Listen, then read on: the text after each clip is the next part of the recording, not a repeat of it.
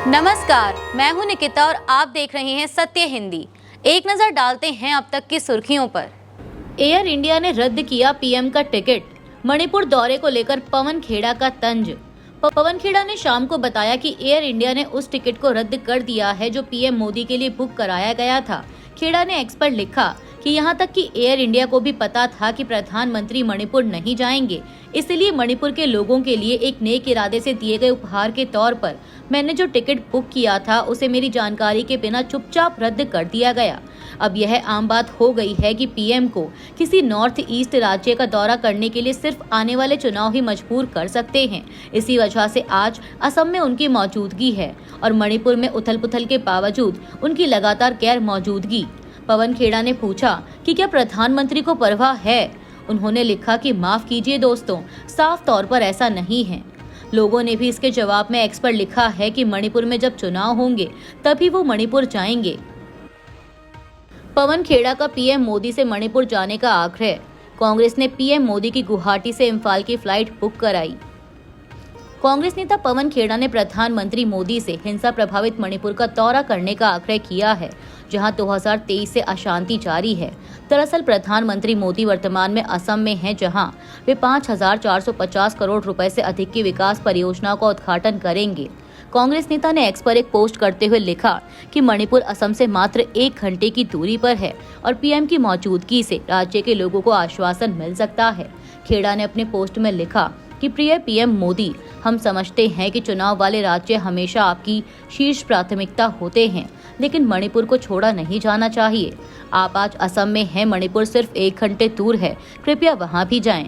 प्रधानमंत्री की मौजूदगी मणिपुर के हमारे लोगों को आश्वस्त करने में बहुत मददगार साबित हो सकती है। खेड़ा ने व्यंग्य करते हुए आगे कहा कि आपके लिए इसे आसान बनाने के लिए हमने गुवाहाटी से इम्फाल की आपकी फ्लाइट भी बुक कर दी है, आपको बस प्लेन में चढ़ना है। उन्होंने एक फ्लाइट टिकट की तस्वीर साझा की जिसे उन्होंने पीएम का टिकट बताया। पोस्ट में पवन खेड़ा ने कहा कि चूंकि मेरे पास आपका नंबर नहीं है, इसीलिए मैं यहां आपका फ्लाइट टिकट साझा कर रहा हूं। कृपया इसका उपयोग करें और दिखाएं कि पीएम केयर्स। असम सीएम के खिलाफ सोमवार को सुप्रीम कोर्ट में सुनवाई। सुप्रीम कोर्ट सोमवार को असम के मुख्यमंत्री हिमंता बिस्वा शर्मा के खिलाफ कार्रवाई की मांग वाली याचिकाओं पर सुनवाई करेगा।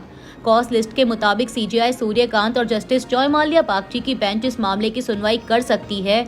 यह याचिका उस वायरल वीडियो को लेकर दर्ज की गई थी जिसमें शर्मा को कथित तौर पर राइफल से एक खास समुदाय के लोगों पर निशाना साधते और फायरिंग करते हुए दिखाया गया। यह वीडियो 7 फरवरी को असम बीजेपी के आधिकारिक एक्स हैंडल से शेयर किया गया था, लेकिन विवाद और सांप्रदायिक नफरत भड़काने के आरोपों के बाद पोस्ट को डिलीट कर दिया गया। सीपीआईएम और सीपीआई के नेताओं ने एफआईआर दर्ज करने और स्वतंत्र जांच के लिए एसआईटी गठित करने की मांग की है। इससे पहले भी इस मुद्दे पर अलग याचिका दायर की जा चुकी है, जिसमें संवैधानिक पदों पर बैठे लोगों की भड़काऊ टिप्पणियों पर रोक लगाने की मांग की गई है। तारिक रहमान ने चुनावी जीत के बाद पहली प्रेस कॉन्फ्रेंस की। विदेश नीति में जनता के हितों को बताया सर्वोपरि।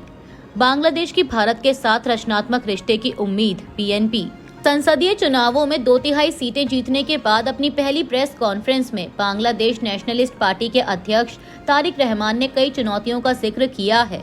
तारिक रहमान ने कहा कि देश की विदेश नीति बांग्लादेश और बांग्लादेश की जनता के हितों को ध्यान में रखकर तय की जाएगी। विदेशी पत्रकारों के सवालों के जवाब में रहमान ने कहा कि देश की जनता के हित सर्वोपरि हैं और हम उनके हितों को गंभीरता से ध्यान में रखते हुए विदेश नीति तय करेंगे। तारिक रहमान ने कहा कि हम फांसीवादियों के छोड़े गए हालात में एक यात्रा शुरू करने वाले हैं। एक नाजुक अर्थव्यवस्था, निष्क्रिय संवैधानिक और वैधानिक संस्थाएं और एक कमजोर कानून और व्यवस्था की स्थिति। मैं देश भर में सभी स्तरों पर पीएनपी नेताओं और कार्यकर्ताओं से सैकड़ों उकसावे की कार्रवाई के बावजूद शांत और सतर्क रहने की अपील करता हूं, ताकि कहीं भी कोई अप्रिय घटना न घटे, ताकि कोई भी पूरी ताकत इस स्थिति का फायदा उठाकर कोई अप्रिय घटना न कर सके।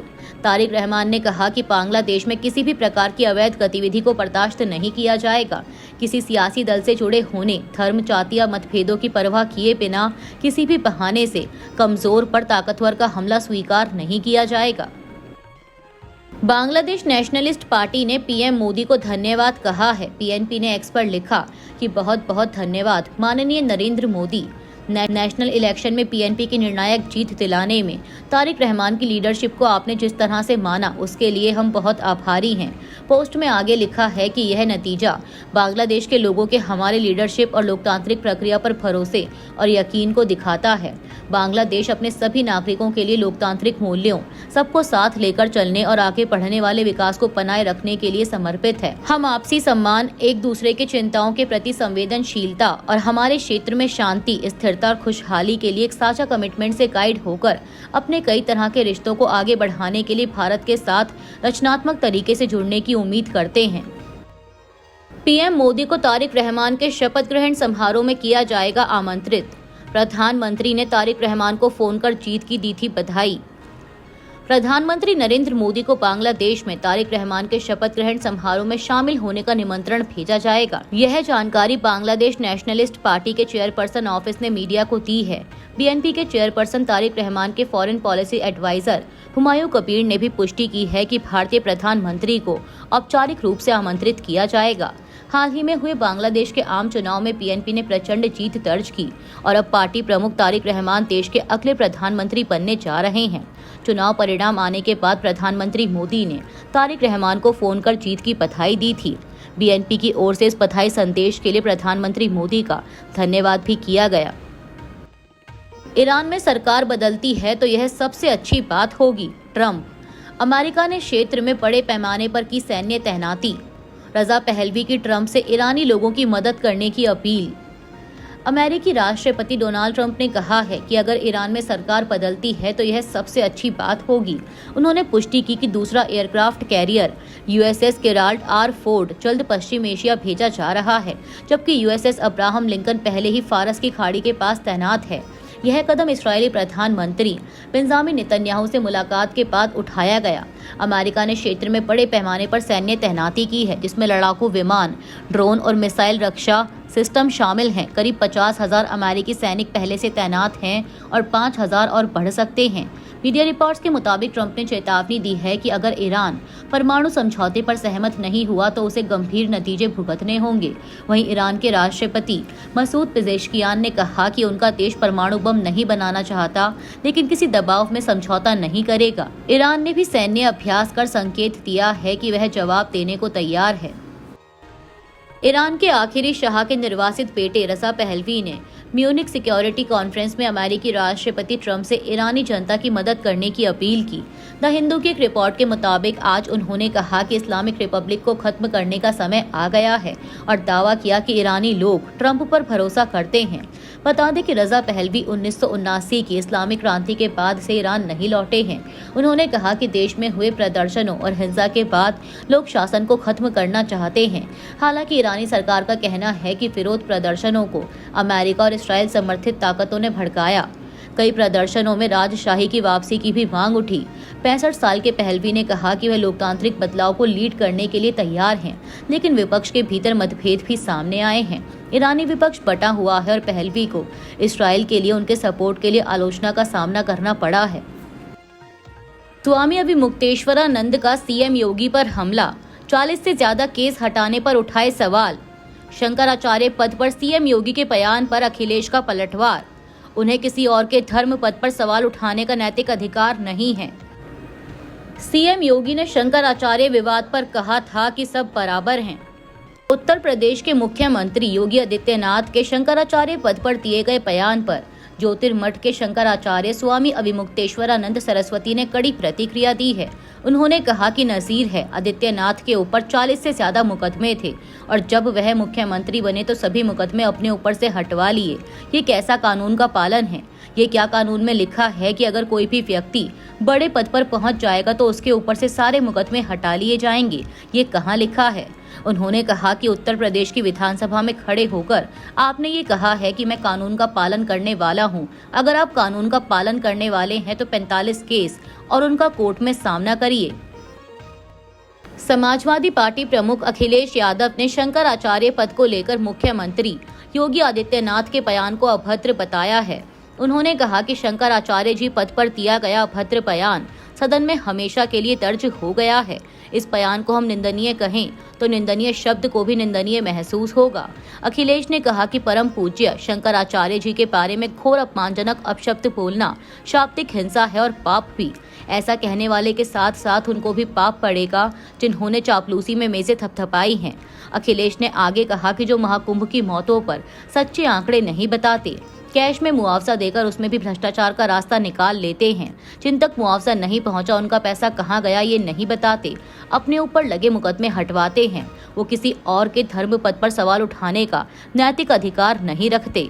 उन्होंने कहा कि जब इंसान नहीं अहंकार बोलता है तो यही होता है, अहंकार संस्कार को विकार में बदल देता है। उत्तर प्रदेश के मुख्यमंत्री योगी आदित्यनाथ ने शुक्रवार को विधानसभा की कार्यवाही के दौरान पहली बार स्वामी अभिमुक्तेश्वरानंद सरस्वती और प्रशासन के बीच हुए विवाद पर प्रतिक्रिया दी थी। अपने भाषण में योगी आदित्यनाथ ने शंकराचार्य पद की गरिमा और योग्यता पर बयान दिया। साथ ही उन्होंने राज्य में कानून के शासन पर जोर दिया और समाजवादी पार्टी पर भी निशाना साधा। सीएम योगी ने कहा कि समाजवादी पार्टी बार बार एक झूठ को दोहराने का प्रयास करती है। जो मुद्दा नहीं था उसको जानबूझकर मुद्दा बनाया गया। मैं कहता हूं कि क्या हर व्यक्ति खुद ही मुख्यमंत्री बनकर प्रदेश के अंदर घूम जाएगा या कोई भी मंत्री का बोर्ड लगाकर घूम जाएगा। उन्होंने कहा कि आदि गुरु शंकराचार्य ने अनिवार्य किया है कि जिस पीठ के लिए जो योग्य पात्र होगा उसका मन, उसका भाष्य विद्वत परिषद द्वारा मान्य किया जाएगा और उस परंपरा द्वारा उसको मान्य किया गया। हर व्यक्ति शंकराचार्य नहीं लिख सकता। हर व्यक्ति हर पीठ के आचार्य के रूप में जाकर जहां तहां वातावरण खराब नहीं कर सकता। उन मर्यादाओं का पालन सबको करना होगा। उन्होंने कहा कि आपको पूछना है, समाजवादी पार्टी के लोग पूजे, लेकिन हम लोग मर्यादित लोग हैं, कानून के शासन पर विश्वास करते हैं, कानून का शासन पालन करना भी जानते हैं और करवाना भी जानते हैं। भारत अमेरिका ट्रेड डील पर राहुल गांधी का हमला। राहुल बोले कपास, किसान और टेक्सटाइल उद्योग के साथ धोखा। कपास के मुद्दे पर राहुल गांधी को पीयूष गोयल का जवाब। लोकसभा में नेता प्रतिपक्ष राहुल गांधी ने भारत अमेरिका ट्रेड डील को लेकर केंद्र की मोदी सरकार पर कपास, किसानों और टेक्सटाइल उद्योग के साथ धोखा करने का आरोप लगाया है। उन्होंने कहा कि प्रधानमंत्री और उनकी कैबिनेट इस मुद्दे पर झूठ बोल रही है और लोगों को भ्रमित कर रही है। राहुल गांधी ने कहा कि बांग्लादेश को अमेरिका में गारमेंट्स निर्यात पर 0% टैरिफ का फायदा दिया जा रहा है। शर्त बस इतनी है कि वो अमेरिकी कपास का आयात करे। वहीं भारत के गारमेंट्स पर 18% टैरिफ है, जिसे लेकर जब मैंने संसद में बांग्लादेश को मिल रही खास रियायत पर सवाल उठाया तब मोदी सरकार के मंत्री का जवाब आया कि अगर यही फायदा हमें भी चाहिए तो अमेरिका से कपास मंगवानी होगी। नेता प्रतिपक्ष ने इस नीति पर सवाल उठाते हुए कहा कि अगर हम अमेरिकी कपास मंगवाते हैं तो हमारे अपने किसान बर्बाद हो जाएंगे और अगर नहीं मंगवाते तो हमारा टेक्सटाइल उद्योग पिछड़कर तबाह हो जाएगा।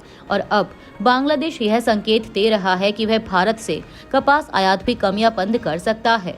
कांग्रेस नेता ने कहा कि भारत में टेक्सटाइल उद्योग और कपास की खेती आजीविका की रीढ़ है। करोड़ों लोगों की रोजी रोटी इन्हीं पर टिकी है। सरकार को कपास, किसानों और टेक्सटाइल एक्सपोर्टर्स दोनों के हितों की रक्षा करनी चाहिए, जबकि भारत अमेरिका समझौता दोनों क्षेत्रों को गहरी चोट पहुंचाने वाला साबित हो सकता है।